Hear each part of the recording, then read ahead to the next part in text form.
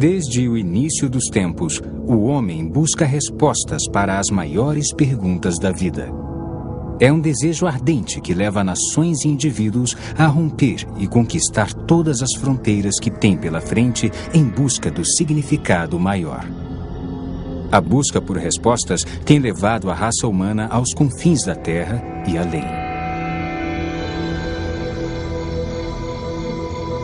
Mas apesar de nossas maiores realizações, ainda resta uma e ainda não conquistada fronteira final: a morte e a vida depois dela. E é essa mesma fronteira que talvez contenha a verdadeira resposta para todos os mistérios da vida.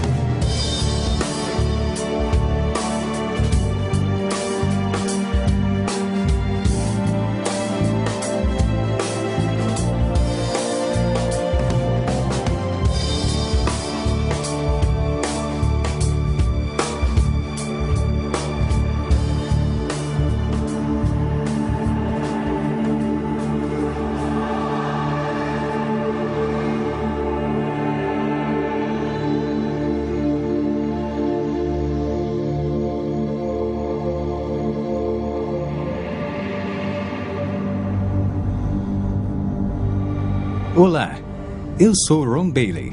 Bem-vindo ao Fenômeno Lázaro, onde buscaremos respostas para os fenômenos mais intrigantes.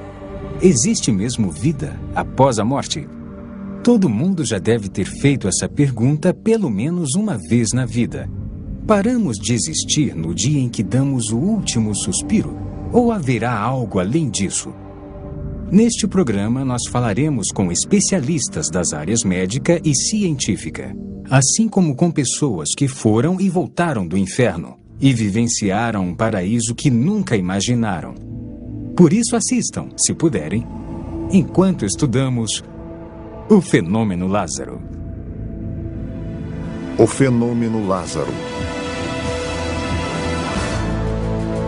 De onde nós viemos? Por que estamos aqui? Para onde vamos? A nossa existência na Terra seria apenas uma mera questão do acaso, um ato aleatório de coincidência cósmica? Ou existe realmente outro mundo além do que vemos? Desde o início dos tempos, a maioria das culturas demonstra sua crença na vida após a morte. Os antigos egípcios acreditavam que, ao morrer, eles também fariam uma viagem para outro mundo, onde levariam uma nova vida. Por isso, pagavam grandes somas de dinheiro para terem seus corpos devidamente preservados, pois acreditavam que seriam submetidos a um teste do outro lado.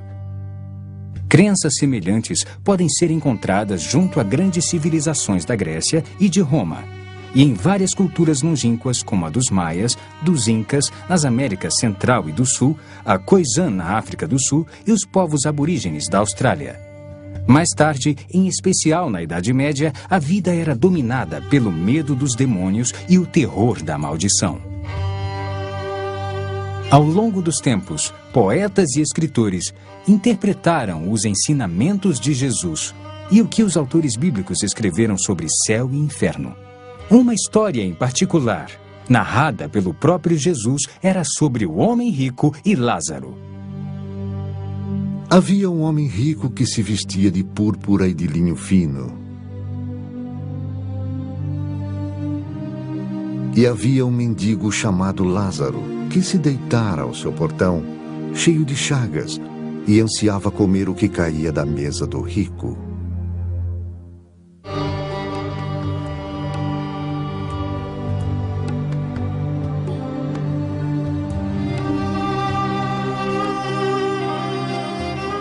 Até os cães vinham lamber suas feridas.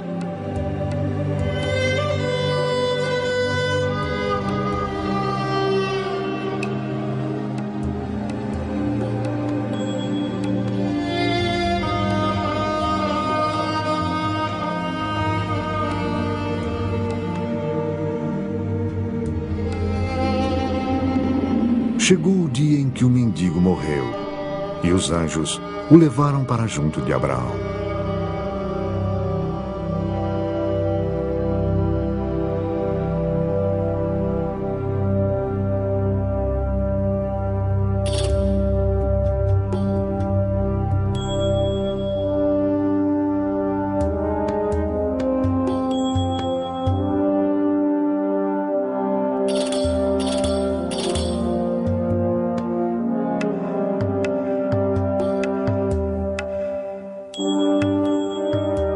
Agora, o homem rico se alimentava suntuosamente todos os dias, festejando e comendo a seu bel prazer.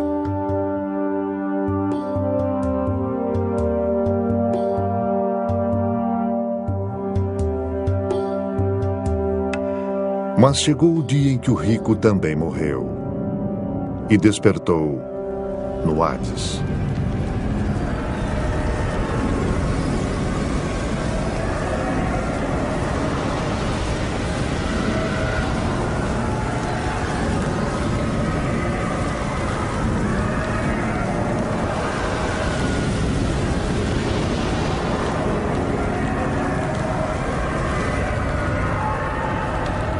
Enquanto era atormentado, ele olhou para cima e viu Abraão de longe, com Lázaro ao seu lado.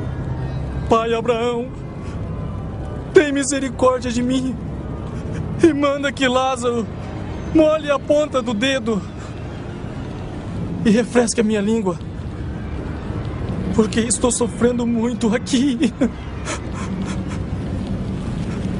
Meu filho, lembre-se que durante a sua vida você recebeu coisas boas, enquanto Lázaro recebeu coisas más. Agora ele está em paz e você em sofrimento. Além disso, entre você e nós há um grande abismo que ninguém pode atravessar. Abraão, mande Lázaro à casa de meu pai. Por favor, eu imploro. Eu tenho 5 irmãos. Não deixe que venham para este tormento. Seus irmãos podem seguir o que Moisés e os profetas pregam. É o bastante para que fiquem seguros. Isso não basta. Se alguém dentre os mortos fosse até eles, eles falassem, eles se voltariam para Deus. Se não ouvem Moisés e os profetas, tampouco se convencerão por alguém que surja dos mortos.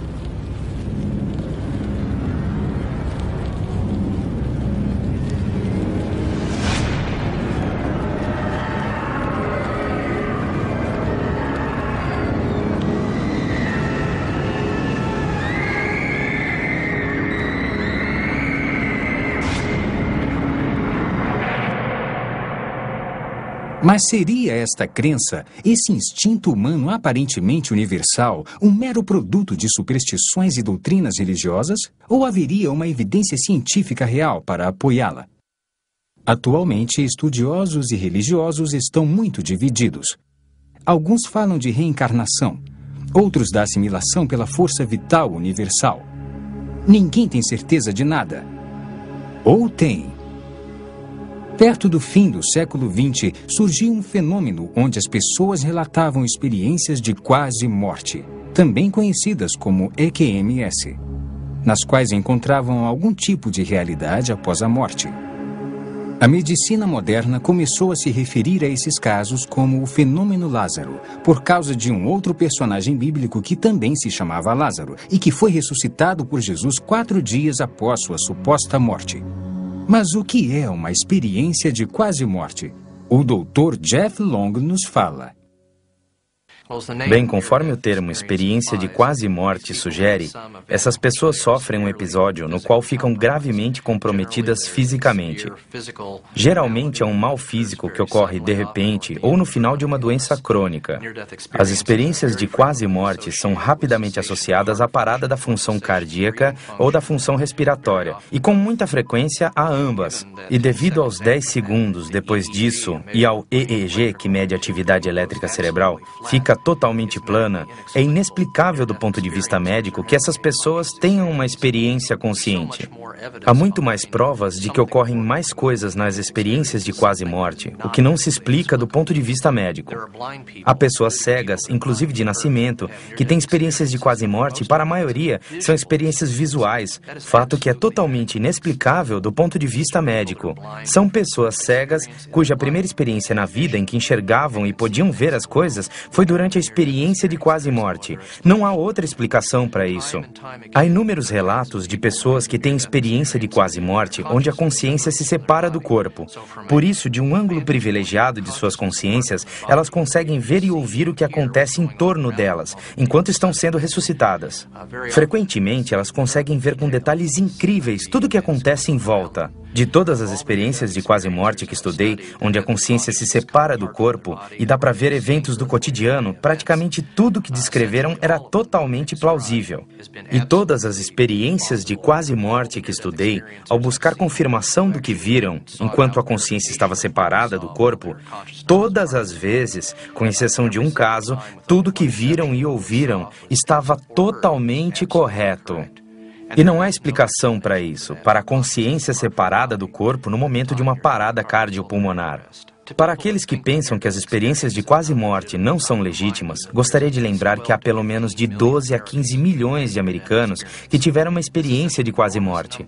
É um número significativo de uma experiência comum que afeta tanto a vida deles que não importa a causa da experiência de quase morte, nem as ideias sobre por que ela ocorre. Creio que não há dúvida de que, devido ao número de vidas afetadas, faz sentido estudá-la.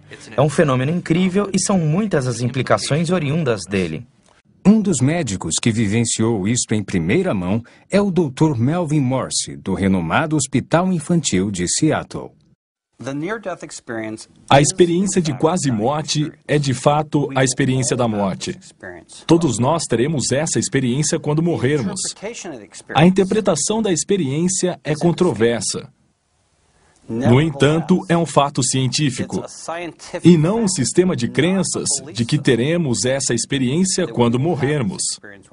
Houve 3 principais pesquisas importantes de experiência de quase morte nos últimos 15 anos. E todos os 3 estudos registram que essas experiências são reais e que acontecerão conosco quando morrermos. Então, as velhas ideias de que essas experiências eram causadas por falta de oxigênio no cérebro, ou que são alucinações causadas pelo caos no cérebro no momento da morte, ou causadas por drogas que ministramos aos pacientes ao ressuscitá-los quando estão morrendo. É claro que essas ideias eram teorias científicas respeitáveis, mas acabaram não sendo verdadeiras. De fato, a experiência de quase morte é uma experiência de morte, e isso é um fato científico e não uma opinião. O Dr. Tony Lawrence, da Universidade de Coventry, ressalta: a consistência dos relatos dessas experiências sugere que isso não é um mero produto de substâncias químicas do cérebro, porque os estudos de efeitos das drogas mostram que quando damos uma droga a uma pessoa e a mesma droga a outra, ocorrem 2 experiências bem diferentes. Podem haver algumas semelhanças gerais, mas não no nível em que se encontra nas experiências de quase morte. A ciência não pode dar respostas definitivas para as perguntas sobre a vida após a morte. Ainda não. Até que possa, nossa melhor fonte de informação são as experiências humanas daqueles que experimentaram a morte e viram o outro lado.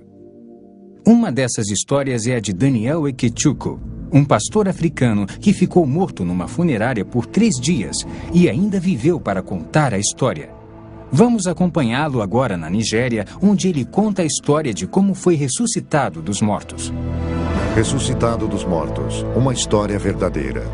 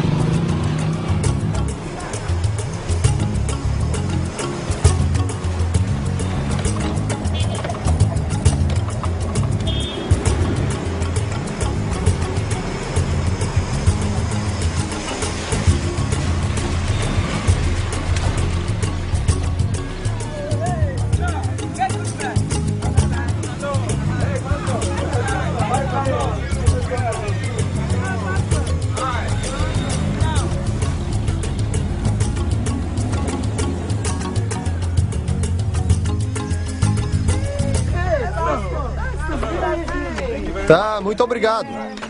Olá, crianças, como vocês estão? O Natal para a família Ekechuko sempre foi uma época de celebração. Celebração do nascimento de Cristo e do amor dos amigos e da família. Oi, pai. Oi! Trouxe um bode pro senhor. Mas desta vez, tudo foi diferente. Aparentemente, tudo parecia bem. Mas por dentro, Daniel estava fervendo de raiva e intolerância. Ele havia brigado com a esposa recentemente e ainda nutria um profundo ressentimento. Tive uma briga com minha esposa na terça-feira. E pus a culpa nela da pequena briga que tivemos. Na noite de terça-feira, ela bateu na minha porta e eu não quis abrir para ela. Então, na manhã de sexta-feira, ela tornou a bater na minha porta. Não abri. Na sexta de manhã, ela acordou e eu saí. Ela me deu bom dia, eu não respondi, não falei com ela. Fiquei quieto e saí na sexta de manhã. Ela me ofendeu, fez uma coisa errada, e eu fiquei zangado e irritado com ela.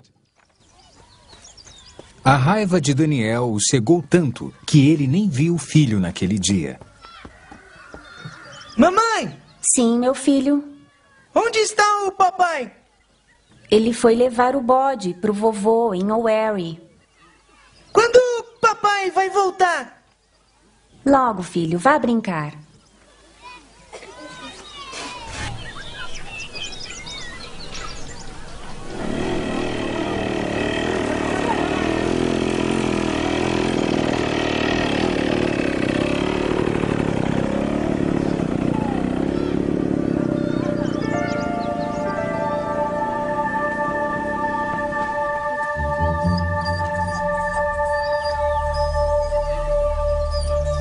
Os pensamentos de Daniel estavam confusos, como se sua mente estivesse em outro lugar.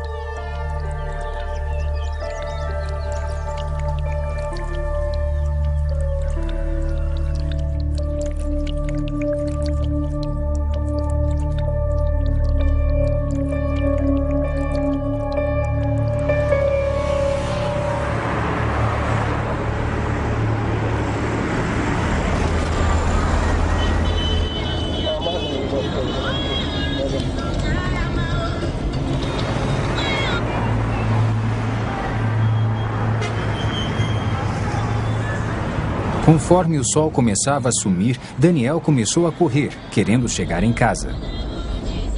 Ele ainda estava muito zangado.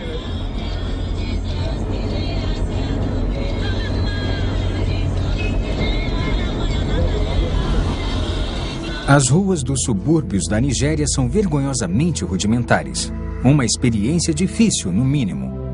Daniel sabia que devia dirigir com cuidado. Mas naquele dia, o carro dele parecia meio lento e desregulado.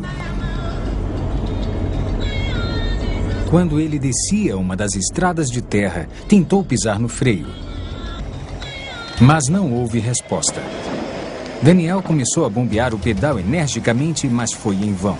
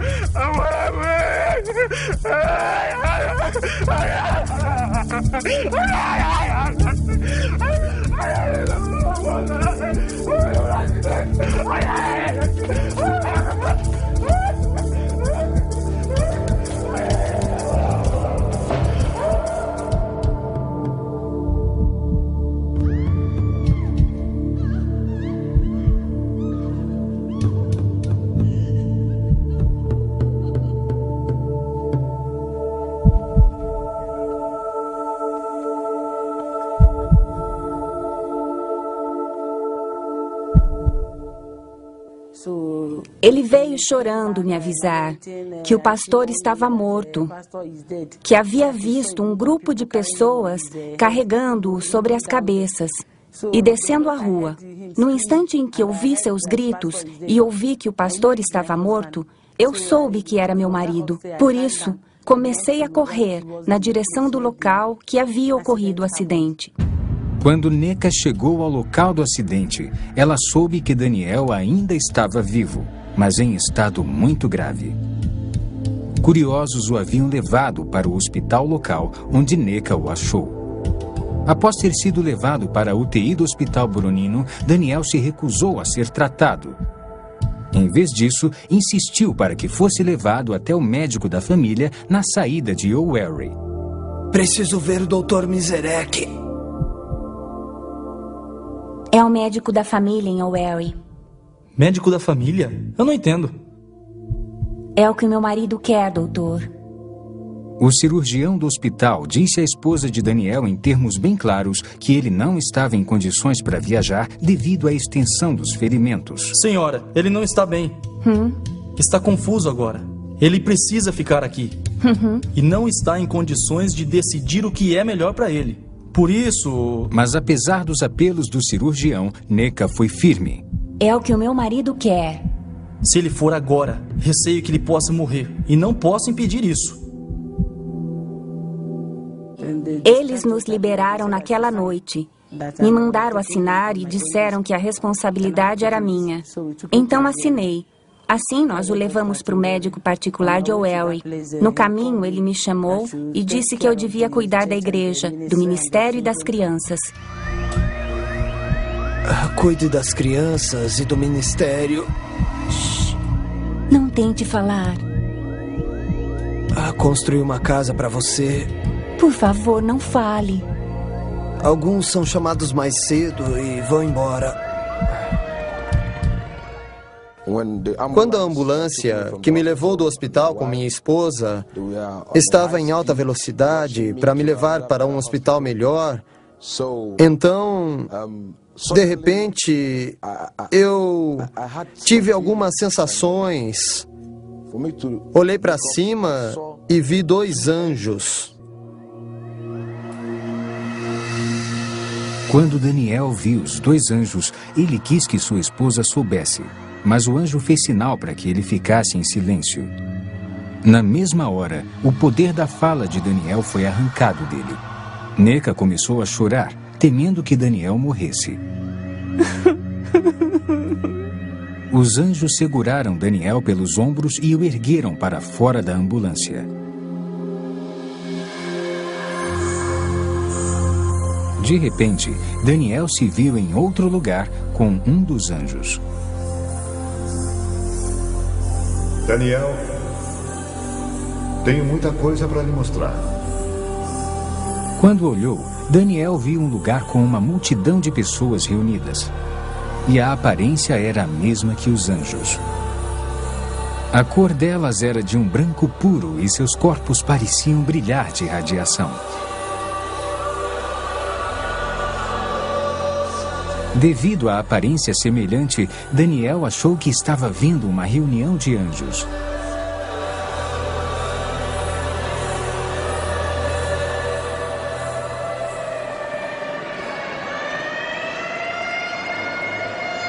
Enquanto isso, a ambulância corria para a Clínica Santa Eunice, em O'Wary.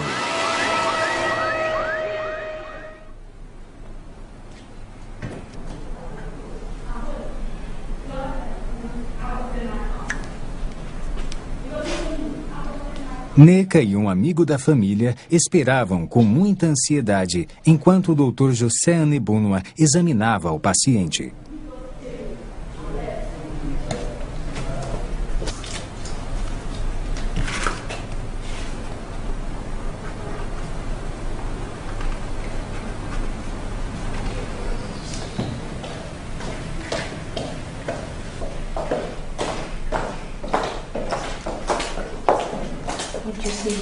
Onde está Neca? Ah, eu sinto muito. Sinto muito. Não havia mais nada a fazer. Sinto muito. Este é o atestado de óbito. Entregue ao agente funerário. Ele cuidará de vocês. Sinto muito.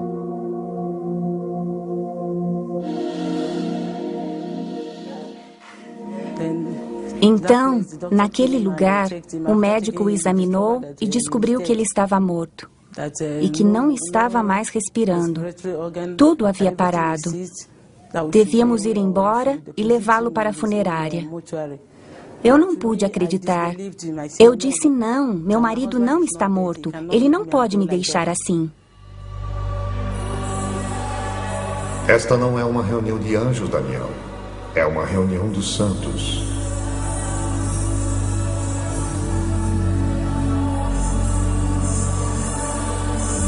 As diferenças entre os santos e os anjos são sutis. A cor deles é um branco puro, brilhante da cabeça até os pés. Mas a diferença é que os anjos têm asas, enquanto os santos não.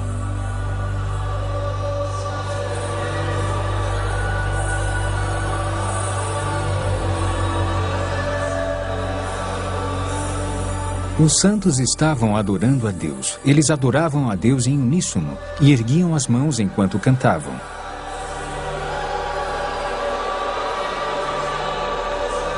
Daniel ouviu o som de muitos instrumentos e não era igual a nada que tivesse ouvido antes.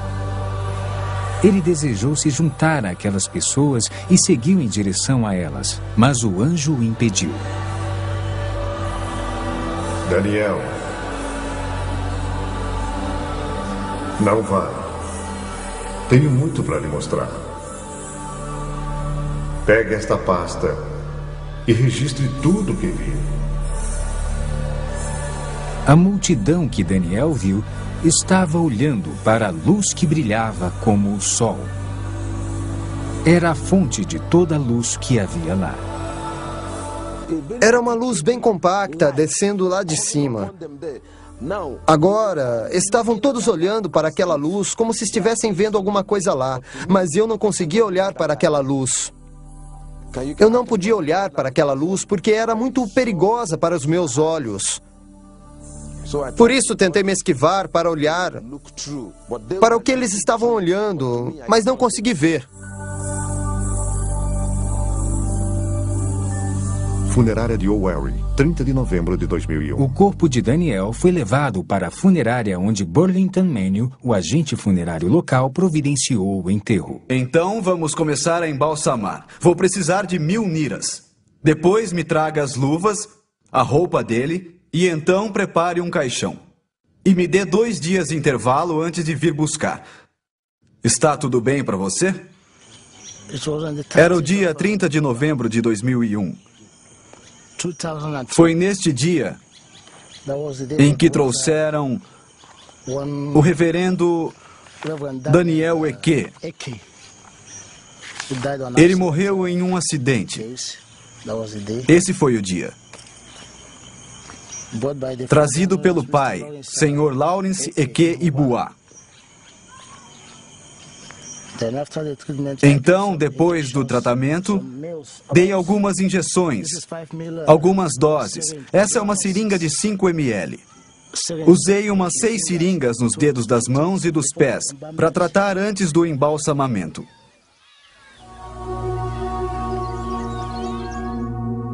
O dia 30 de novembro de 2001 foi uma data que ficou marcada para sempre no coração e mente de Neca Ekechukwu. Ela, de fato, se lembra muito bem. Aquele dia foi terrível de aguentar. Eu fiquei chorando. Então a palavra de Deus apareceu para mim em Hebreus 11, versículo 35. Mulheres que pela ressurreição tiveram de volta os seus mortos. Quando eu li essa passagem, eu disse, seus mortos de volta à vida.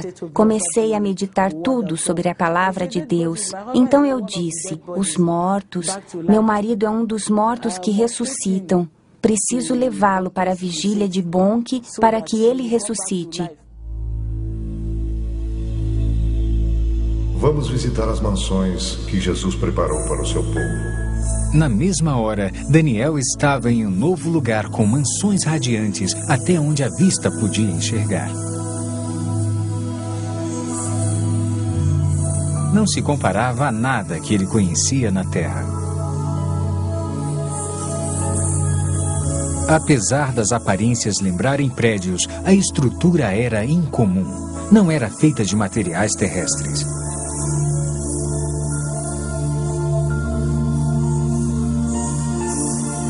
Elas pareciam estar vivas, se movendo.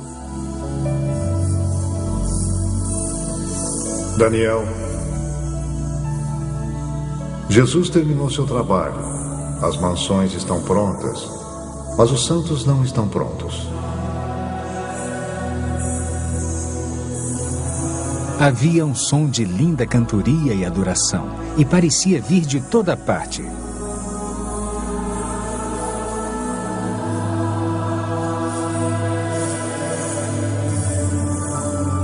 Daniel quis saber de onde vinha o canto, porque ele não estava vendo ninguém lá.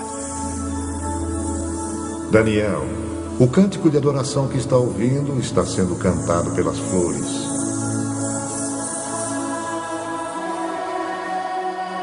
Quando olhou, Daniel viu as flores balançando em resposta à música. Parecia de fato que estavam batendo palmas, gritando e louvando a Deus.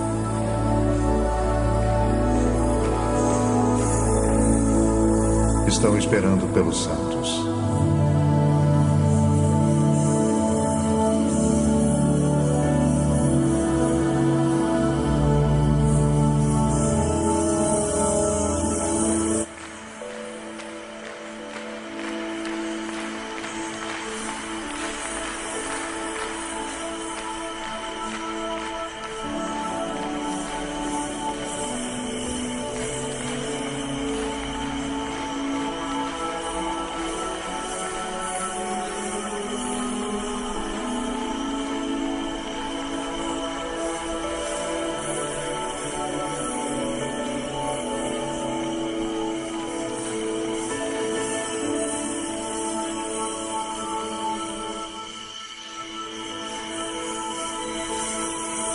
Tudo isso foi em torno de meia-noite, quando eu saí.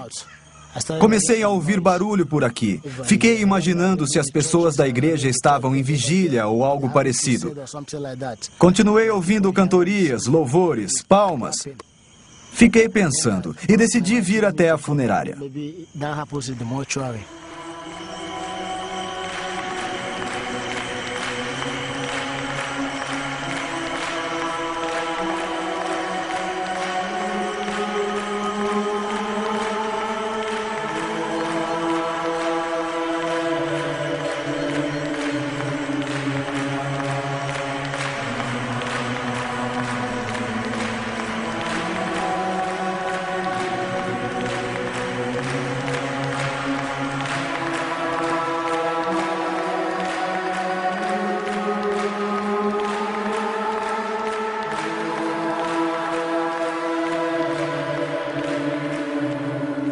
Agora, vamos visitar o inferno.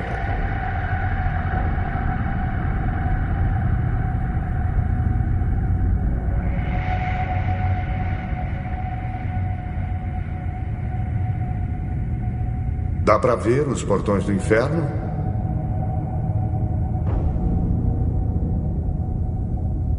O anjo ergueu a mão e, conforme ela desceu, os portões abriram com um grande barulho.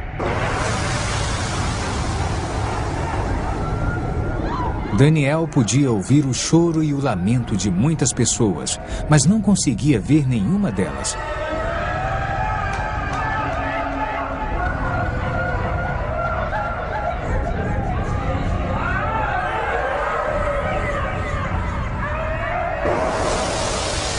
Então uma luz brilhou do corpo do anjo para a escuridão, para que Daniel pudesse ver com mais clareza.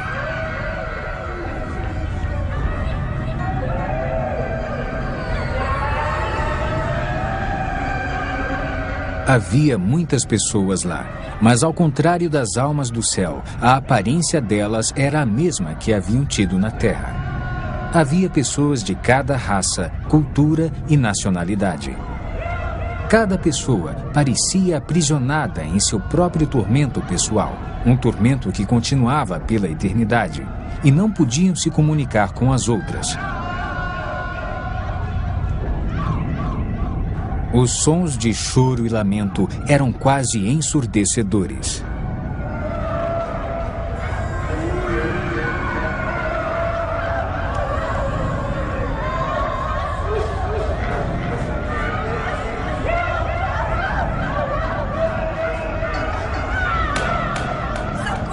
De repente, todos pareceram notar a presença de Daniel e começaram a gritar-lhe pedindo ajuda. E chamavam apenas por Daniel, como se não pudessem ver o anjo.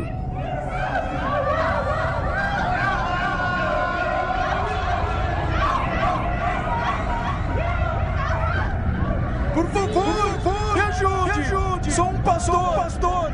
Roubei dinheiro da igreja e menti! Me ajude!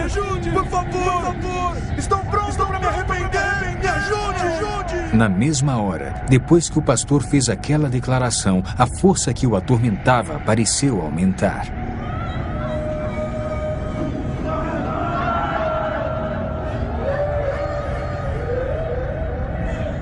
As pessoas tinham carne, mas não sangue, e quase pareciam estar pegando fogo, embora nenhuma chama pudesse ser vista.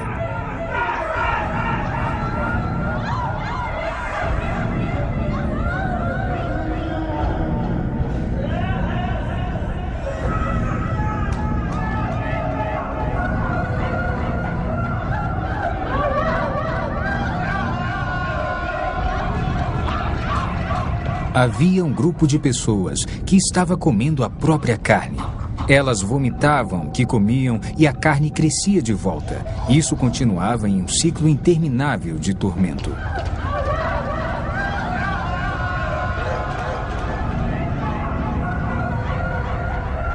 Essas pessoas que você vê se comendo praticaram bruxaria enquanto estavam na Terra. Elas se especializaram em comer carne humana e agora elas vão se comer para sempre. Elas estão colhendo o que plantaram. Aquele lugar não é bom para nenhum ser humano criado por Deus. E Deus não fez aquele lugar para o ser humano. Fez para o diabo e seus agentes. Mas seres humanos teimosos que desobedecem a Deus como o diabo também irão para lá. Deus não tem a intenção de pôr nenhum ser humano no inferno. É um lugar perigoso e mortal. Ele o criou para o diabo e a sua gente. O que viria a seguir seria uma declaração surpreendente feita pelo anjo. Daniel nunca imaginou em sua vida que ele ouviria o julgamento. Daniel, se o livro de sua vida fosse fechado hoje, isto lhe caberia? Não! Eu sou um pastor! Sou um filho de Deus, eu nasci de novo! Eu prego por todo esse país! O país que eu... Não pode ser! Não pode ser! Chega! A caminho do primeiro hospital, você pediu a Deus que o perdoasse, mas não quis perdoar sua esposa. E seus pecados não foram perdoados. Trata-se de colher o que plantou. Não pode semear intolerância para com sua esposa e colher o perdão junto a Deus.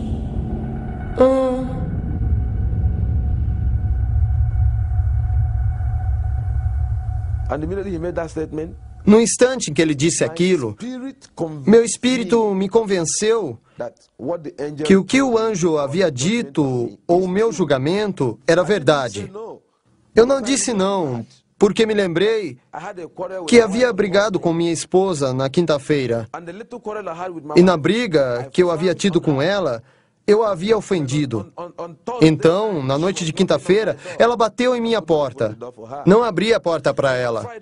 Então, na sexta-feira de manhã, ela bateu de novo em minha porta. Não, na sexta de manhã, ela acordou e saiu. Ela disse, bom dia. Eu não aceitei. Não falei com ela. Fiquei em silêncio e parti na sexta de manhã.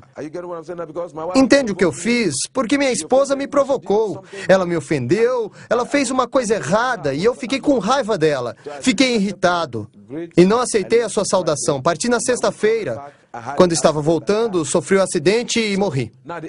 Por isso, o anjo me disse que minha esposa havia me oferecido a paz e eu não a perdoara e me voltei para Deus e pedi que Ele me perdoasse. Ele não me perdoou e eu iria para aquele lugar. Então eu chorei, mas não disse não. Não recusei o julgamento. O julgamento era verdadeiro para mim, porque eu sabia que, no fundo, eu estava zangado com a minha esposa. Eu estava pensando no que fazer com ela. Pensei, minha esposa me esbofeteou, me bateu. O que vou fazer com ela? Fiquei pensando no que eu iria fazer. Por isso, no fundo, eu estava irritado e acredito que Deus estava julgando o meu coração. Ele disse que eu não havia perdoado minha esposa e não estava perdoado. Fiquei chorando, chorando e gritando sem parar. Só dizia, viu como destruía minha alma? Enquanto eu gritava e chorava, eu tive medo, as lágrimas cobriram meu rosto. Entrei em pânico porque aquele lugar não é bom para ninguém. E o modo como estavam as coisas, se Deus quisesse mesmo me mandar para o inferno, nada o impediria. Enquanto nós discutíamos, um grupo de pessoas, milhares de pessoas estavam sendo mandadas para o inferno.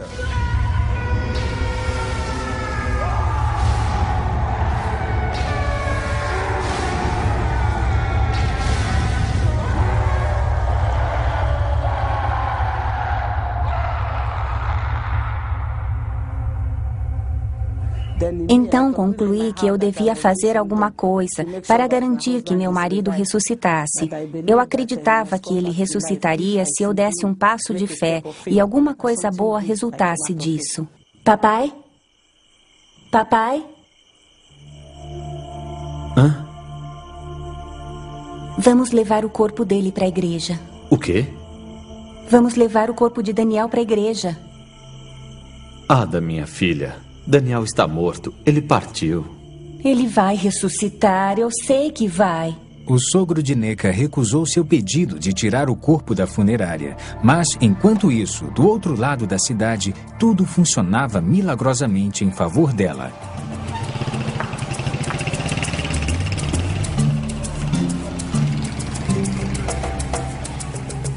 Entre 5:30 e 6 horas, saí de casa para o endereço do pai.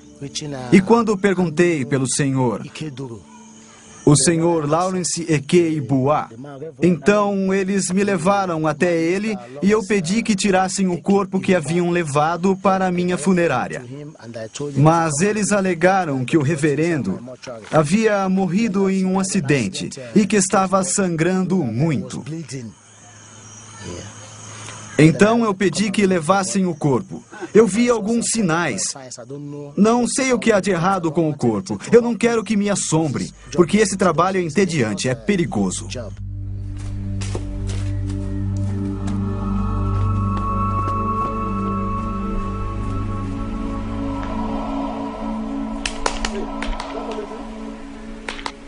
Bom dia. O que o traz aqui tão cedo? Quero aquele corpo fora da minha funerária. Por quê? Por quê? Aconteceram coisas na noite passada. Que coisas? O que aconteceu? Havia música vindo da sala dele. Ah, fique calmo. A música vinha da aldeia que estava festejando. O que isso tem a ver com os mortos? Não é isso. O que exatamente? Eu não sonhei, está bem? Havia música vindo da sala dele. Meu jovem, você bebeu ontem à noite? Eu não bebi nada. Tudo que eu disse é verdade.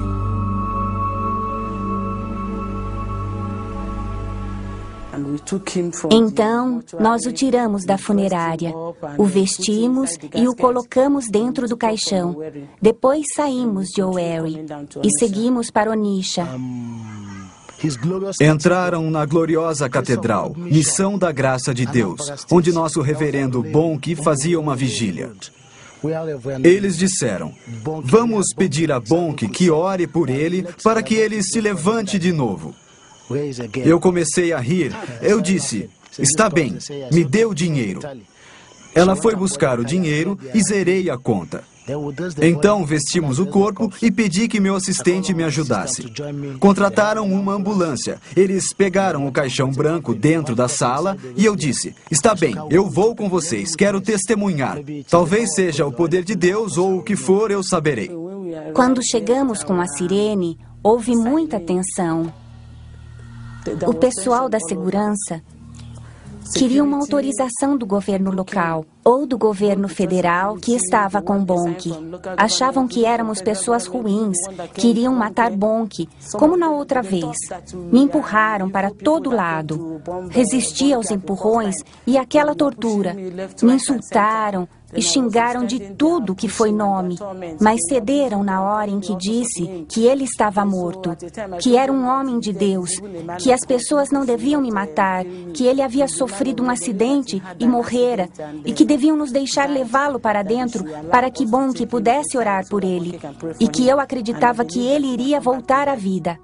Os seguranças não deixaram que entrassem no local, achando que podiam ter uma bomba no caixão. O cortejo foi conduzido para um local atrás da igreja. Daniel foi retirado do caixão e colocado sobre uma mesa. As pessoas começaram a orar por ele, pedindo a ressurreição. Então o anjo disse que ia me mandar de volta ao mundo para advertir esta geração, porque seria o último aviso para ela.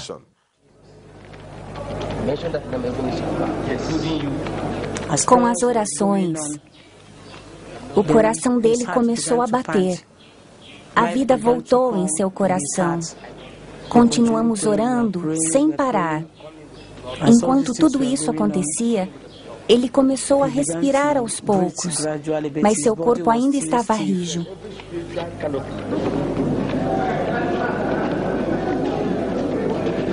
Eu me vi sendo segurado por muitas pessoas. Eu estava despido, só estava de calças. Tiraram a minha veste. Eu vi uma multidão, mais de 20.000 pessoas. Olhei para a esquerda e para a direita. As pessoas gritavam, choravam, algumas louvavam a Deus. Então eu olhei à minha volta, não conseguia entender o que estava acontecendo, porque para mim eu estava caindo e quando abri meus olhos, vi todas as mãos me segurando. As pessoas que estavam lá disseram que eu dei um pulo. Lá está o caixão. Mas já faz 3 dias que ele está aqui na funerária. É mesmo, 3 dias aqui neste caixão. Não dá para acreditar. Nunca vi uma coisa dessas. Eu vi a grande catedral. Era muito grande. Olhei em todas as direções e havia muita gente. Algumas gritavam, outras diziam caixão, outras diziam funerária, outras 3 dias. Eu não entendia o que estava acontecendo, porque para mim não havia se passado mais que 15 minutos. Por isso, não entendia por que estavam dizendo 3 dias. Para mim, não houve dia nem noite. Houve apenas aquele momento em que eu vivi.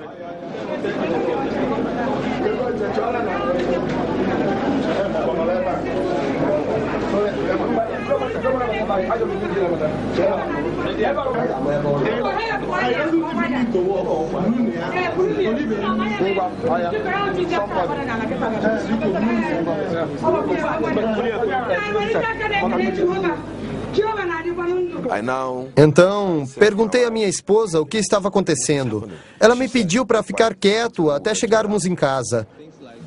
Eles me trouxeram para casa, este lugar com minha esposa. Quando eu entrei no quarto, era 2 de dezembro. Perguntei à minha esposa o que estava acontecendo. Por que falaram do caixão, 3 dias e funerária? O que estava acontecendo? Então, minha esposa começou a olhar o meu corpo e onde haviam ejetado as drogas.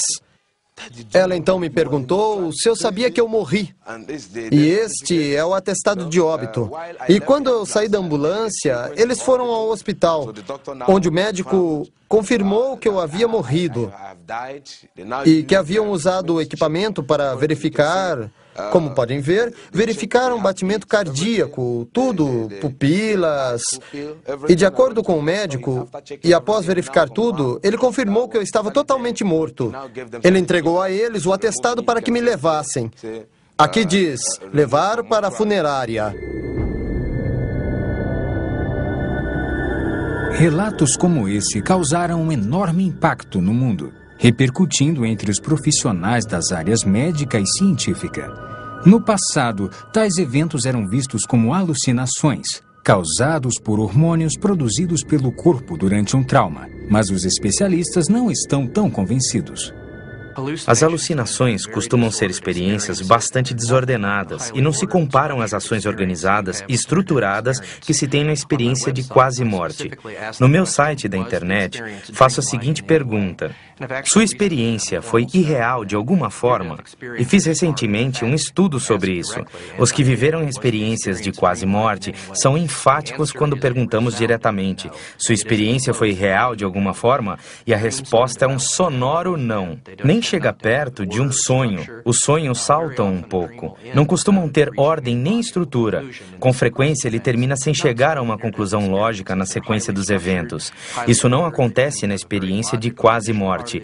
Ela é altamente estruturada e ordenada. Costuma ter uma parte inicial bem lógica e no final da experiência bem estruturada e ordenada, há um final também ordenado. E é quando a experiência termina. As experiências de quase morte não se parecem em nada com sonhos. Se você teve uma experiência de quase morte assustadora, não há dúvida de que quando tem essa experiência, isto o obriga a olhar para dentro de si mesmo. É uma coisa que abala a sua vida de forma avassaladora. Você precisa pensar: por que isso aconteceu? Isto é a realidade? Ela o obriga a entender o que é a realidade que acontecerá quando morrer. O Dr. Richard Kent, um médico aposentado, estuda a experiência de quase morte há muitos anos, viajando pelo mundo e escrevendo livros sobre o tema. Dos 300 casos que ele estudou, um total alarmante relata a existência de um mundo semelhante ao encontrado por Daniel Ikechukwu. É um lugar terrível e horroroso. Um lugar onde as pessoas estão apavoradas, assustadas. As pessoas, mesmo as que viram o inferno, até anos mais tarde, se horrorizam com o que viram lá. É um lugar de terror.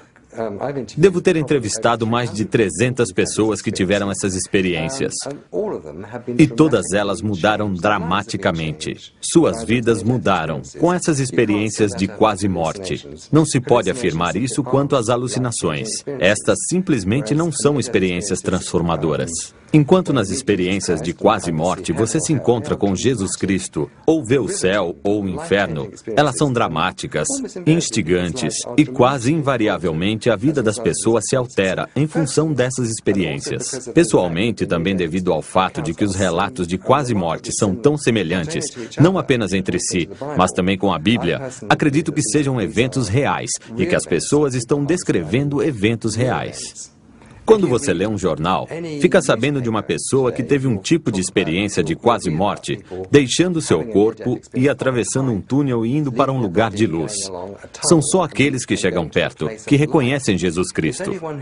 Eles o descrevem como tendo quase 1,80 m de altura, uma luz radiante, uma quantidade tremenda de luz saindo do corpo dele, do rosto, do peito, dos braços e também das pernas. Não é apenas a aparência de Jesus. É o fato de sentirem a presença de muito amor. Muitas pessoas dizem que nunca se sentiram assim, que nunca sentiram totalmente cercadas de um amor tão poderoso assim. É um amor incrível. Apesar das pesquisas científicas esclarecerem bastante o assunto, apenas aqueles que experimentaram a realidade da vida após a morte são os que podem nos dar uma ideia do que acontece quando morremos. Como Ian McCormick, um neozelandês, ele passou por uma experiência transformadora em consequência de seu fantástico encontro com a morte e a vida depois dela. Fato ou ficção? Você decide. Depois de ver o próximo episódio. Uma breve visão da eternidade. Uma história verdadeira.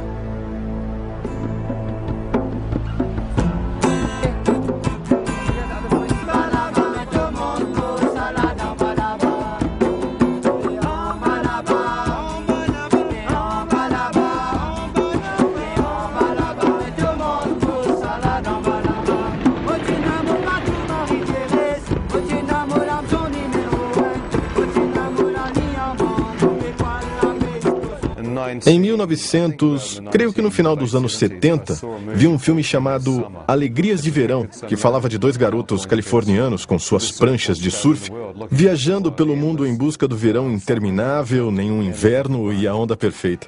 Ele me conquistou e eu pensei, esse sou eu.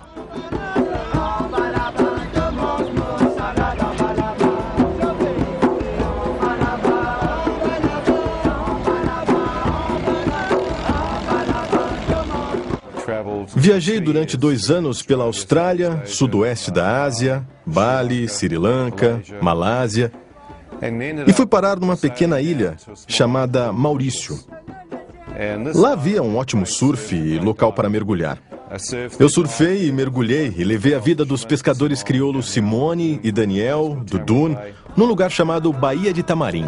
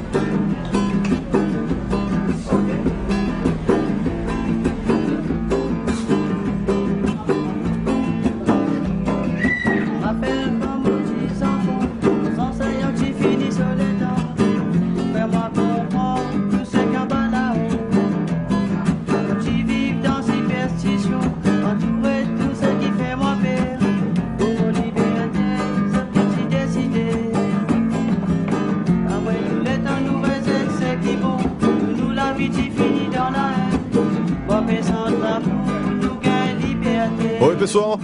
Ei, espere, Ian. Vamos mergulhar essa noite? Mergulhar essa noite? É. O tempo não está muito bom. Está sim. Está bem.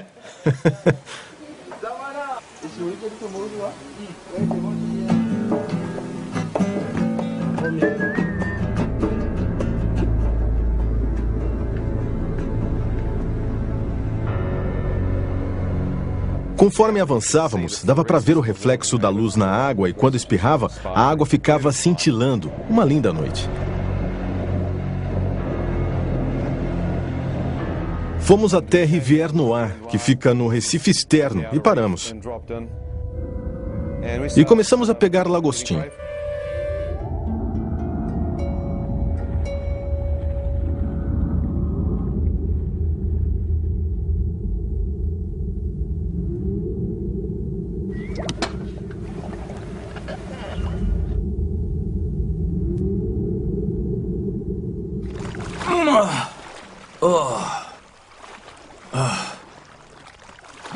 Que bichinho é esse? Se isso é o melhor que se consegue, eu vou voltar para Nova Zelândia. Ei! Ei, não faça isso. Por que não? Vai acordar os tubarões. Não se preocupem.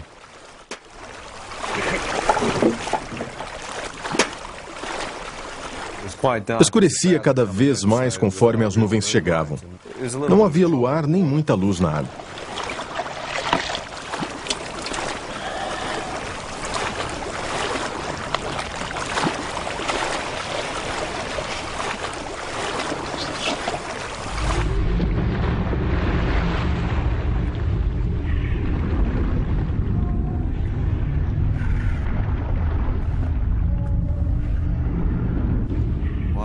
Quando mergulhei na ilha onde aprendi a fazer um mergulho noturno, costumava mergulhar no Recife externo. Enquanto mergulhava, olhei com a lanterna de mergulho para que os caranguejos e os lagostins aparecessem. Com a lanterna, podia cegá-los. E aí era fácil pegá-los.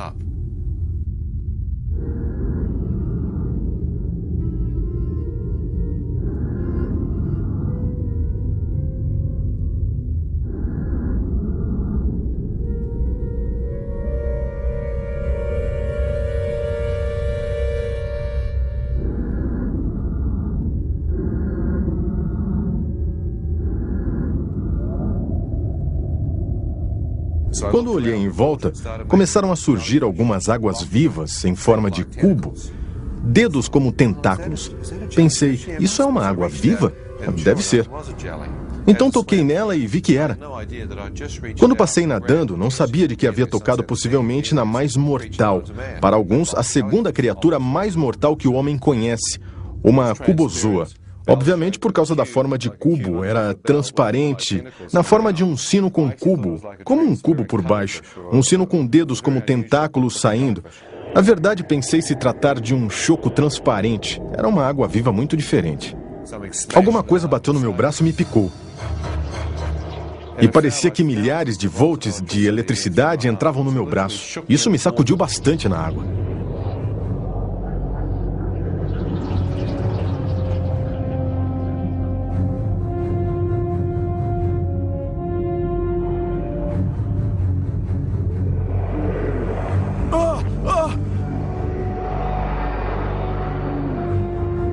Conforme eu nadava para sair, era picado por outras.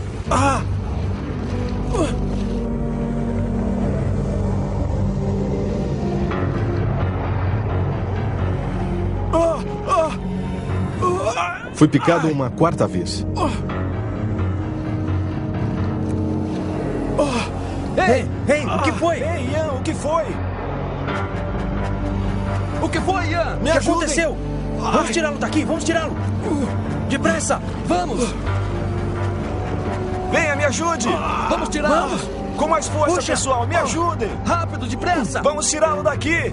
Rápido, me ajudem aqui. Vamos, pessoal. Pra lá, vamos. Pro barco, vamos. Ajuda aqui, tragam para o barco. Vamos. Isso. Puxa. Vamos, suba. Força, vai, agora. Isso aí, Ian, vamos.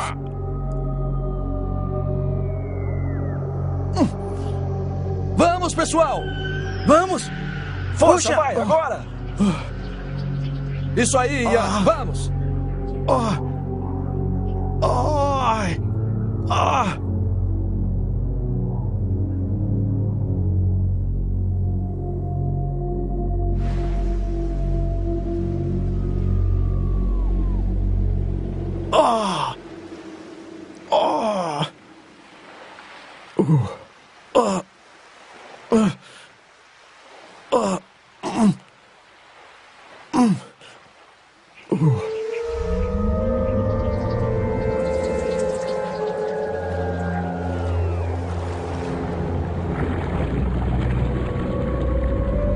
Meu braço direito ficou paralisado e arrastando na água quando fui atingido uma quinta vez.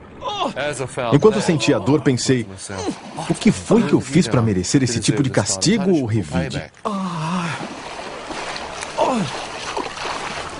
Veio uma avalanche de lembranças de coisas que eu havia feito de errado na vida, e lá estava eu pensando, bem, não adianta pensar nisso. Se mereço ou não, estou morrendo. É melhor tentar me manter lúcido. Enquanto o rapaz me levava pela lagoa, tentei ficar o mais calmo possível, mas senti o veneno indo para os meus rins, como se alguém tivesse me dado um soco nas costas, conforme o veneno avançava pelo lado direito do meu corpo.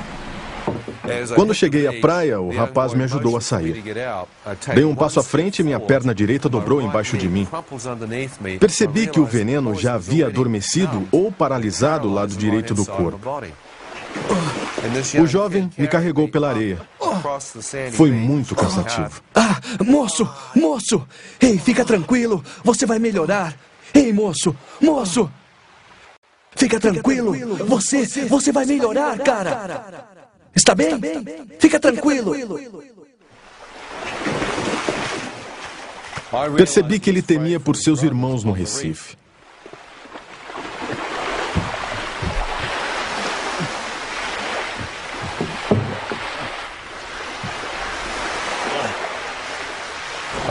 Me deitei no chão.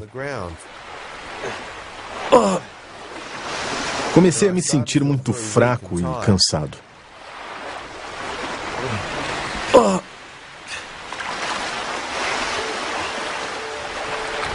Senti que meus olhos começavam a se fechar e, conforme isso acontecia, ouvi uma voz me dizer: filho, se fechar os olhos, nunca mais acordará. O quê? Quem disse isso?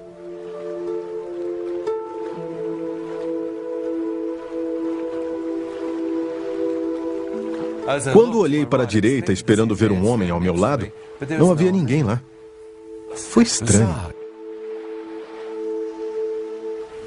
Eu sabia que tinha ouvido uma voz falando comigo. Se fechar os olhos, nunca mais acordará. Significa que vai morrer. Por que está querendo dormir, idiota? Isso é um coma. Não pode dormir. Precisa da antitoxina. Sabia do ponto de vista intelectual que isso era como uma tábua de salvação. Mas estava enfrentando o fato de que o veneno podia estar me matando e eu não estava ciente de que estava à beira de um provável coma. E acredito, da morte certa. Então me levantei, enfrentei a morte que se aproximava de mim da melhor forma possível e senti que minha perna esquerda ainda estava forte o bastante para sustentar meu peso.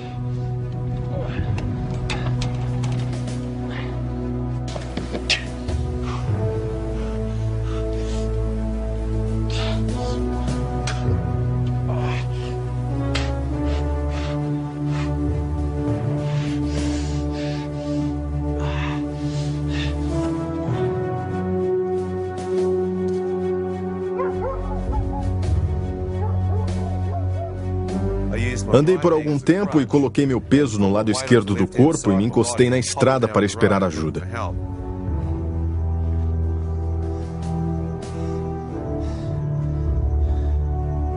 Se fechar os olhos, nunca mais acordará.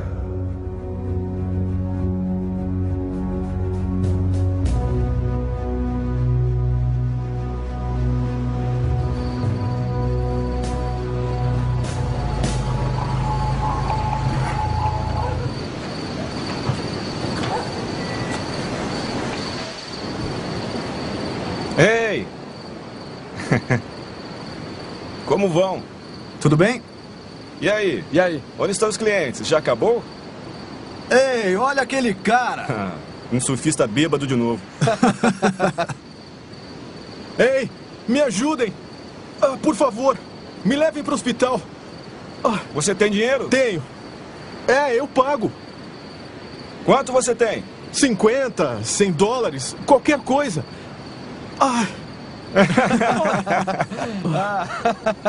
Vocês bebem demais.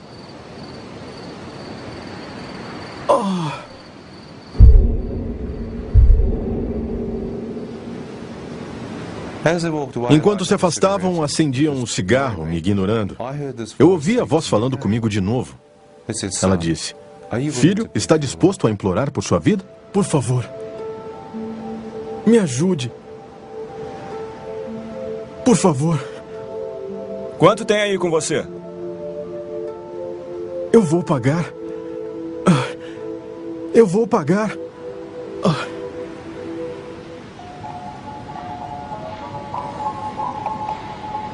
Como pretende me pagar? Não se preocupe, eu vou pagar, eu prometo. Onde está hospedado? Estou num bangalô, na Baía de Tamarim. Está bem. Vou deixá-lo na Baía de Tamarim. Espere. Hospital. Você não tem dinheiro. Eu vou deixá-lo lá.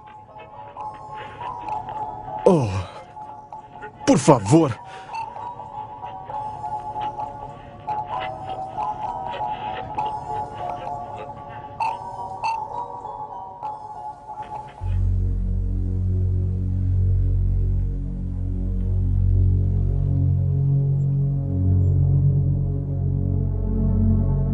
Agora me dê o dinheiro. Por favor, me leve para o hospital. Vamos, me dê o dinheiro. Por favor. Cadê o dinheiro? Sai do carro, anda. Não. Por que fez isso Por comigo? favor. Anda, sai do carro.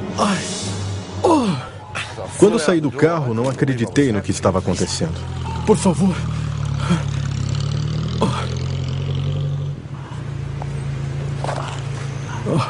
Enquanto fiquei lá deitado, podia ouvir a voz familiar de outro pescador da aldeia, o Daniel. Ian, o que aconteceu? Água viva! Me picou! Água viva? Água viva! Vou levá-lo pro hotel. Ele me pegou em seus braços e me levou até o hotel. Os chineses haviam fechado o bar e ao lado da piscina estavam sentados jogando mahjong e bebendo uísque.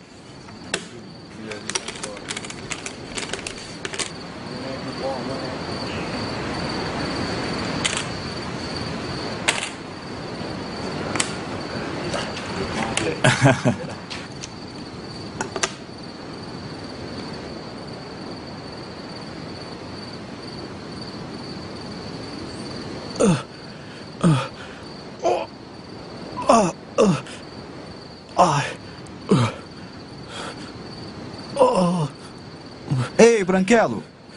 O que há com você? Está drogado? Não. Foi água-viva. Hospital. Por favor. Preciso ir para o hospital. Hospital. Ei, o que foi?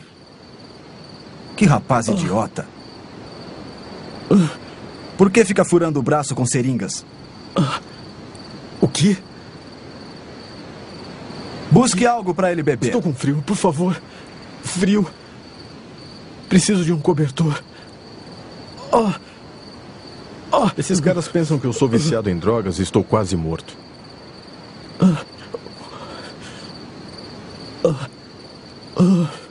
Idiota. Não entendo isso.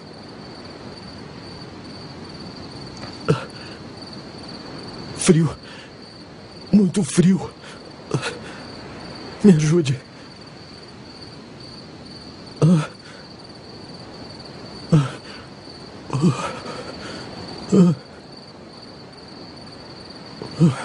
Toma. Bebe um pouco de leite. Ei, ele não quer. Toma, bebe logo esse leite.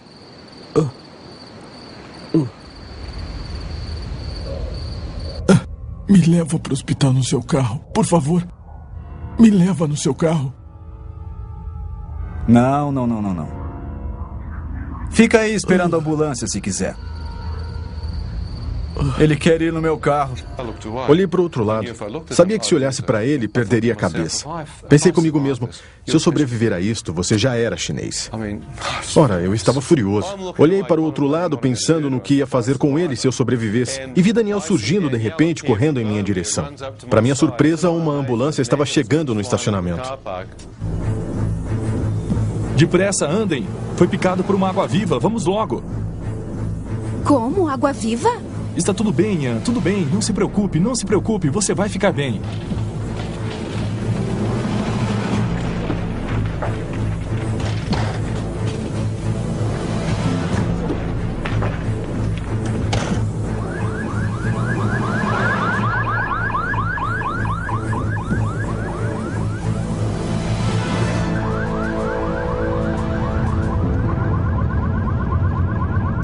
Enquanto corríamos para o hospital, comecei a ver dentro da ambulância o que parecia ser um menino pequeno de cabelo branco. Eu vi trechos da vida de um menino com cabelo cor de neve e então percebi que estava olhando para mim. Eram trechos da minha própria vida. Será que estou tão perto assim? Com a mente fiz uma conferência mental dos meus sinais vitais. Minha mente indicou que eu estava bem perto da morte. Enquanto estava lá deitado, pensei, bem, posso estar bem perto da morte. Posso não conseguir. Enquanto estava ali deitado, sem saber o que fazer, vi aparecer diante de mim uma visão clara da minha mãe. Ela olhava direto nos meus olhos. Ela disse o seguinte, Ian, não importa o que você fez na vida, filho. Não importa quão longe esteja de Deus. Se você chamar Deus de coração, Ele o ouvirá e o perdoará. Pensei, se houver um Deus, qual é? Já havia visto milhares. Havia viajado pela Ásia, em Sri Lanka, Borá, Baturi. Havia estado em tantos lugares diferentes e fiquei lá deitado pensando. Deus, se você é real, apareça. Costumava dizer, só rezo se conseguir ver Deus. Enquanto estava deitado, pensei, apareça que eu rezarei. Nenhum rosto apareceu. Minha mãe continuou dizendo, ore de todo o coração. Deus, se você existe, se isto é real, me ajude a orar. Me ajude a rezar a única oração que aprendi. Me ajude a lembrar o Pai Nosso.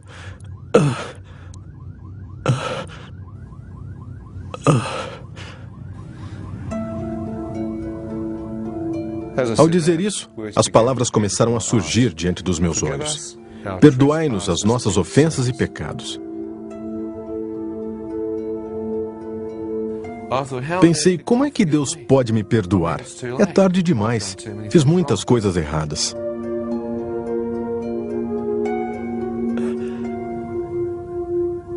Deus, se você existe e pode me ouvir,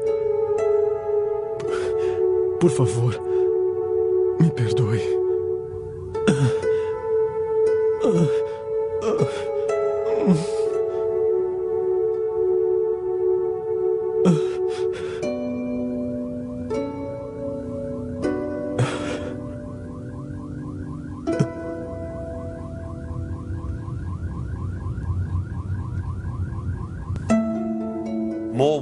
Surgiram mais palavras.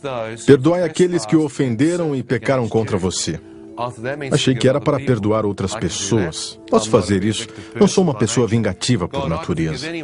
Deus, posso perdoar qualquer um. Não importa o que me fez. Perdoa aqueles que pecaram contra mim. Quando eu disse isso, o rosto do taxista indiano apareceu na minha frente. Mas o que esse homem está fazendo aqui?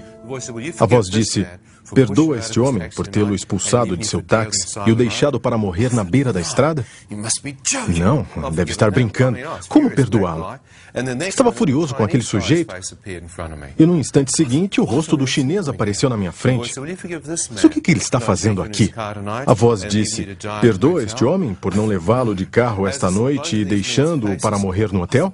Não. Conforme eu via esses dois rostos, pensava, mas o que está havendo? Isso não é uma oração estúpida qualquer. Eu podia estar falando com alguém que poderia ser Deus. Na verdade, essa voz estava personalizando essa oração para mim.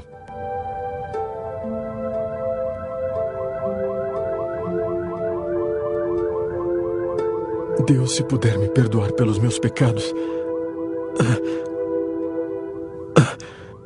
perdoarei o que aqueles homens fizeram comigo.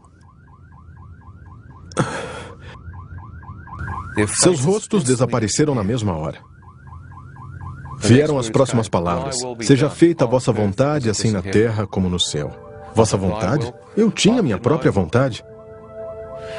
Então eu disse: Deus, preciso saber qual a sua vontade. Mas se me ajudar a passar por isso, eu buscarei, acharei e o seguirei, honrando-o todos os dias da minha vida. Quando eu disse isso, todo o Pai Nosso apareceu diante de mim. E pela primeira vez na minha vida, tive uma revelação total do que significava. Venha a nós o vosso reino, seja feita a vossa vontade. E fiquei lá deitado sentindo uma paz incrível.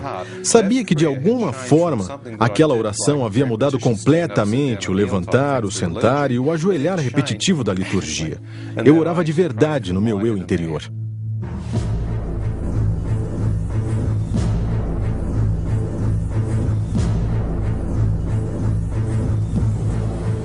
O que houve? O que ele tem? Picado. Água viva. Água viva? Senhor, consegue me ouvir? Enfermeira, busque a antitoxina. Vamos, vamos, depressa.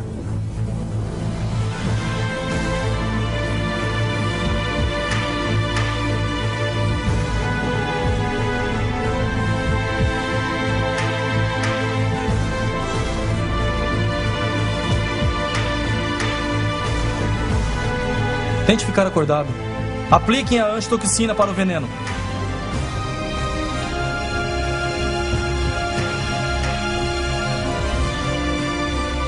Doutor, não consigo achar a veia. Deixa eu ver. Vamos, faça assim. Dê uns tapinhas.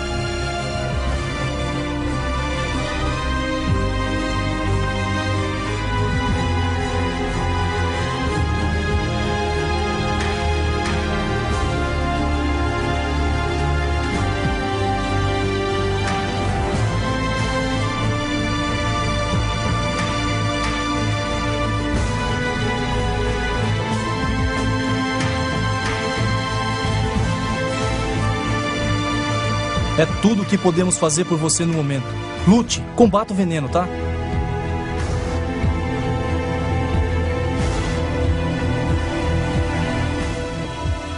E pude me sentir indo embora. Foi terrível, assustador. Você pode ouvir tudo.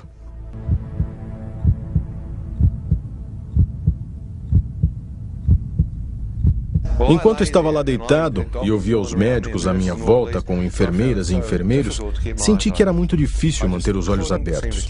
Eu não conseguia mantê-los abertos. Eu me lembro de fechá-los e pensar, vou descansar por alguns instantes e então tentarei de novo.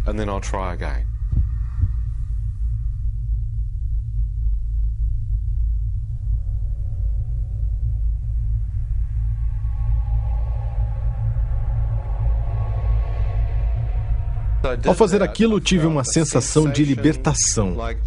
A batalha para ficar vivo terminara.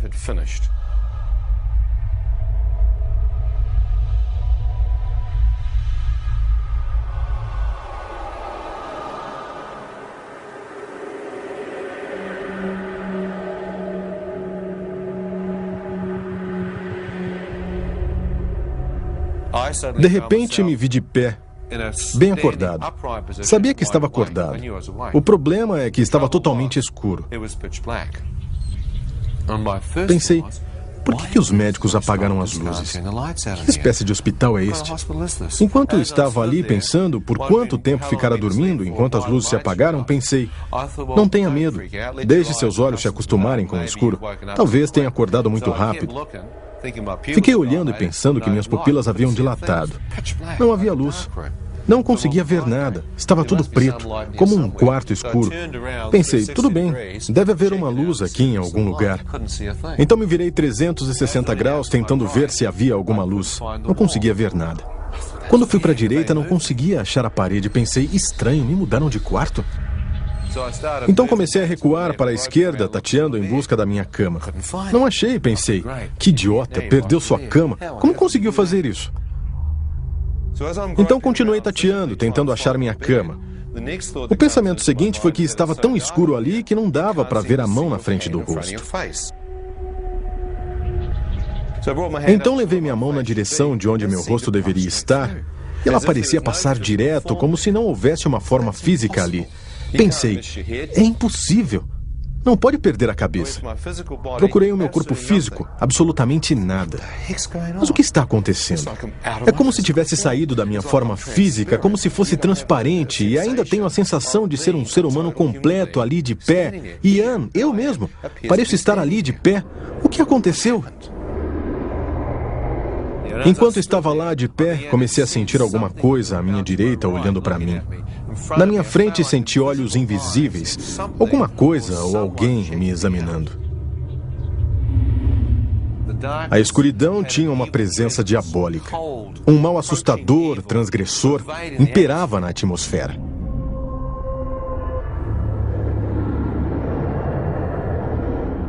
Onde estou? Cale-se! O quê? Merece estar aqui! O quê? Mereço estar onde? No inferno! Agora cale-se!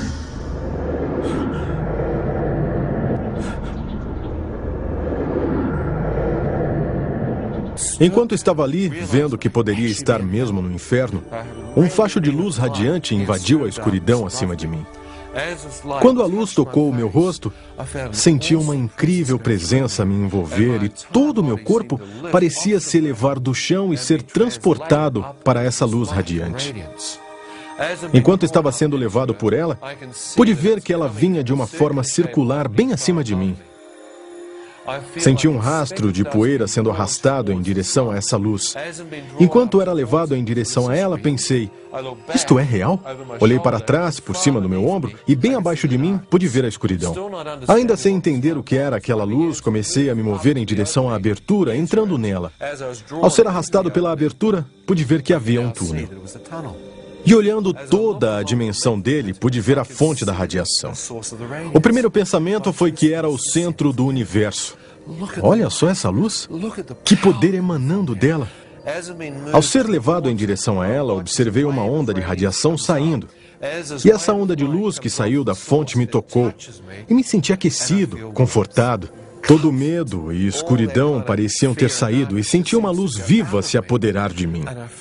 Feixes de radiação vinham do centro como um fogo branco, uma radiação fantástica da parte central. De lá, vi a luz brilhante abrindo caminho. Pensei, até as estrelas e as constelações do universo devem obter sua fonte de energia a partir deste ponto focal. Que luz seria aquela? Haveria alguém lá dentro, cercado por aquela radiação? Enquanto eu questionava a respeito, uma voz falou comigo do centro da luz. Assim que ouvi a voz dele, vi que era a mesma que havia falado comigo na ambulância, ao me dizer o Pai Nosso e para perdoá-los. Então eu estava mais tranquilo. E ele disse, Ian, você deseja voltar? Se deseja voltar, você deve ver sob uma nova luz. As palavras surgiram diante dos meus olhos. Deus é luz. E nele não há escuridão. Pensei, Deus é luz. Será que aquele era Deus? Então não havia mais nenhuma escuridão. Eu acabava de vir da escuridão. Quem quer que fosse esse ser estava totalmente separado da escuridão. Não vi sombra, não vi mal, apenas uma pura radiação branca e ele sabia meu nome. Será que eu estava na presença de Deus e falando com ele? Pensei, se for, ele é capaz de ver meu espírito totalmente nu. Ele pode ver tudo. Comecei a recuar. Enquanto eu recuava em direção à escuridão do túnel, observei ondas de radiação saindo dele. Esperei que me tocassem e literalmente me levassem de volta ao centro. Mas enquanto aquelas ondas de luz emanavam para frente, elas passavam por mim. E tudo o que senti foi amor. O amor fazia com que me derramassem lágrimas. Estava simplesmente chorando. Podia sentir aquela aceitação vindo. Eu disse, Deus não pode me amar. Eu o amaldiçoei. Mais amor. Eu disse, tenho cometido, meu Deus, pecados. Tenho dormido por aí, usando drogas e mais. Conforme o amor aumentava cada vez mais, eu revelava o que sabia ser as coisas mais imorais da minha vida.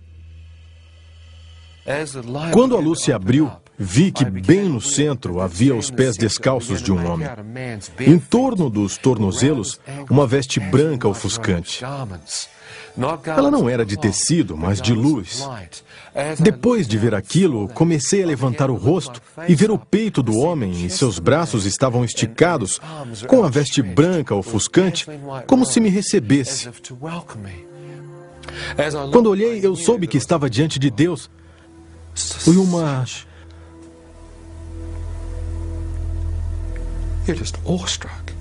É uma grande emoção. Não dá para ficar preparado. Não há como se preparar para ver isso. Eu apenas fiquei parado em total admiração. Quando olhei em direção da cabeça dele, seu cabelo era de um branco radiante. Do seu rosto parecia haver luz brotando em ondas, emanando de todo o seu rosto. Não dava para ver os traços desse rosto porque a luz era 10 vezes mais brilhante que toda a luz que havia visto e estava emanando do seu rosto. Comecei a caminhar em direção a ele. Tive vontade de ver seu rosto. Saberia que Deus era... Quando fiquei a alguns metros da sua presença, comecei a colocar meu rosto na luz. E ela não feriu meus olhos, como se pudesse ver dentro dela. Quando aproximei mais o meu rosto em direção à face dele, esperando romper aquele véu, quando avancei, ele se moveu de repente. Vi uma abertura de forma circular, como uma janela para a eternidade ou uma porta para a eternidade. Quando olhei através dela, pude ver uma terra toda nova se abrir diante de mim. Foi como se eu estivesse de pé na soleira da eternidade e estava espiando dentro dela. Enquanto olhava, pude ver a grama com a mesma luz e vida emanando dela. Pude ver flores, campos. Eu sabia que se pisasse na grama não a danificaria. A cor e a energia e a vida que emanavam dela foi incrível. Vi um rio de água pura e cristalina, árvores ao longo das margens, colinas subindo para a esquerda. Olhei à minha direita, havia montanhas lá longe, o céu bem azul, bem límpido. Fiquei ali parado e disse, Isto é o paraíso. Quando olhei, senti que aquele era o meu lugar. Como se tivesse sido criado por Deus para viver ali. Pensei, por que não nasci logo aqui? Por que nasci naquela terra? Senti que havia voltado para casa. Senti que havia percorrido o mundo atrás daquele paraíso. E lá estava ele, bem diante de mim. Pensei, estou em casa. Estou em casa. Quando comecei a entrar, a presença dele voltou na minha frente e bloqueou a passagem.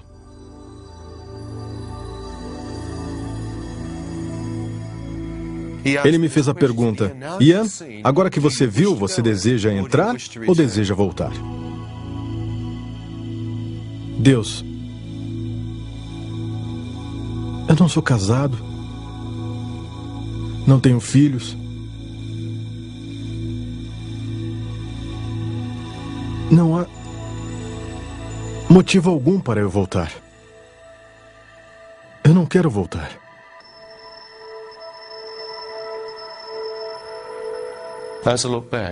Quando olhei para trás, para minha surpresa, Deus me mostrou uma pessoa que me amava. No instante em que vi minha mãe bem atrás de mim, eu chorei. Pensei que não só havia mentido para Deus, como havia alguém que me amava. E pensei, se morri, isto está mesmo acontecendo, e eu entrar neste paraíso, na presença de Deus, será que minha querida mãe saberia que seu filho incrédulo havia orado naquela ambulância, se arrependido dos seus pecados, entregado sua vida a Deus, e que Deus havia escutado esse jovem e o convidado a entrar no paraíso? Pensei que minha mãe acharia que seu filho havia ido para o inferno, pensei que receberia um telegrama ou um fax dizendo: seu filho morreu ontem à noite, quer que ele seja enviado num caixão ou as cinzas num jarro. Pensei, se isso acontecesse, poderia destruí-la, ela sofreria tanto, perderia a família. Então pensei, aqui estou eu, que egoísmo eu passar e deixar minha mãe me enterrar.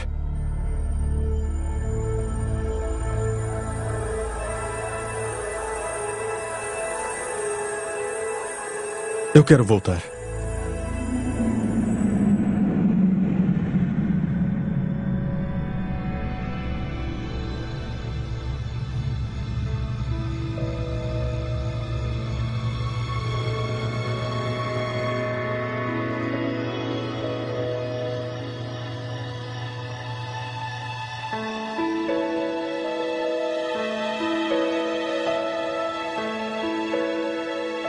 Voltei instantaneamente à minha forma física no hospital com o médico que havia me tratado, segurando meu pé direito no ar com um instrumento afiado como um bisturi, examinando a sola do meu pé, mas eu não sentia nada, examinando um pedaço morto de carne.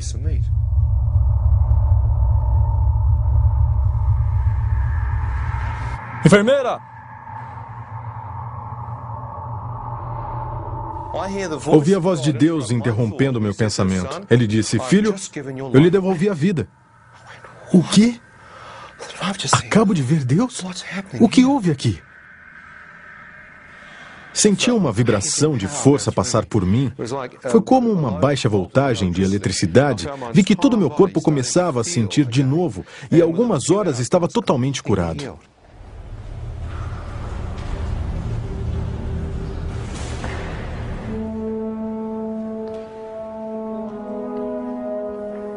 Perguntei, Deus, o que me tornei? Ele disse, você nasceu de novo.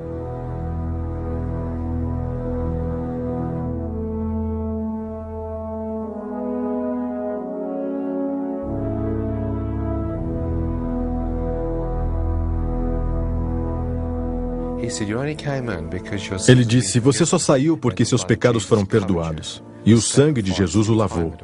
O sacrifício de Jesus Cristo redimiu seus pecados. Ao sair de sua presença, você se tornou branco como a neve. Eu disse que ele chegou para o lado. Ele disse, segundo Pedro, capítulo 3, versículos de 10 a 18. Deus criou um novo céu e uma nova terra para aqueles que o amam. Ele disse, toda esta terra morrerá, este corpo morrerá. Mas Deus disse, estar ausente do corpo é estar presente com o Senhor. Estar ausente do corpo é estar presente com o Senhor. Morte, onde está o teu aguilhão? A morte foi tragada. Como? Pelo poder da ressurreição de Jesus. O aguilhão da morte é o pecado, mas o dom gratuito de Deus é para aqueles que se arrependem de seus pecados. Seus pecados serão perdoados e eles terão vida eterna. Viver é Cristo, morrer é lucro. Quem eu tenho além do Senhor? Ele disse: uma nova terra e um novo céu, e uma nova Jerusalém descerá do novo céu sobre a nova terra, e não haverá mais doenças, nem sofrimento, nem morte, nem guerra, e nós habitaremos com ele por toda a eternidade. E há um rio de vida jorrando do trono de Deus, e aqueles que beberem dele terão a vida eterna. Sabe, é muito fácil mesmo ir para o céu. A Bíblia fala em nascer de novo, receber Jesus em seu coração, receber o Espírito Santo no coração e simplesmente virar uma nova criação. Essas são palavras técnicas, mas é mesmo muito simples. Você só precisa fazer uma pequena oração para o Senhor, pedindo que Ele entre em sua vida, aceitá-lo como Senhor e que Ele morreu por nós. E então, você irá para o céu. É simples assim. Jesus disse que você pode se converter. Na Bíblia, diz que podemos ser salvos. Jesus falou em nascer de novo. Isso aconteceu comigo há 26 anos e mudou a minha vida na época. Mas falando com todas essas pessoas que estiveram no céu e outras que estiveram no inferno, houve um tremendo impacto sobre mim. Mudou totalmente a minha vida e da minha esposa.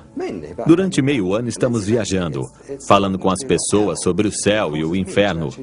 E é para falar com elas sobre o inferno que eu viajo por muitos países mundo afora. Porque creio que as pessoas devem saber que há um lugar a evitar. Pense bem, havia 2 ladrões na cruz. Um riu de Jesus e está no inferno. O outro fez uma breve oração e está no céu. É uma grande diferença. Talvez os mais convincentes de todos e únicas evidências verdadeiras tenham sido os relatos da vida real. Histórias como a de Daniel Ekechuko, que vimos hoje, e a de Ian McCormick mudaram para sempre nossa ideia da morte e da vida depois dela. Deus, demônios, um reino das trevas, um reino de luz. Fato ou ficção? É você quem decide. E não importa qual seja a escolha, baseada no que você viu, uma coisa está bem clara: o que nós fazemos na Terra ecoará por toda a eternidade. Eu sou Ron Bailey. Muito obrigado por assistir ao Fenômeno Lázaro.